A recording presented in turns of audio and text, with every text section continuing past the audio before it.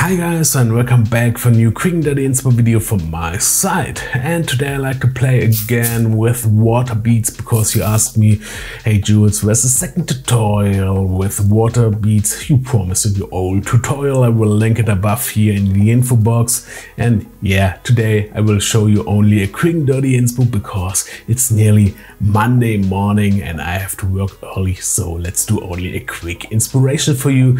But yeah, I like to make light painting now with water beads, and how does it work you will see now. And here you will find my complete materials I used, and below as always you will find my camera settings, and the setup is also very simple. First you have to do some water beads here. I did already too much here in this glass.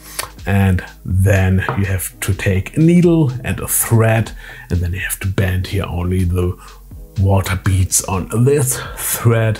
And also you don't have to take care here with the gaps I used, because if you play around later the water beads will fly around and also the gaps here will move. And then you have to play it only above light. I used here my Rollei light with a spot, and my setup will be very simple, similar to the old tutorial Light Painting 2.0. I will link it above here in the info box, and you need only a black background, the light from below like here with this Rollei spotlight.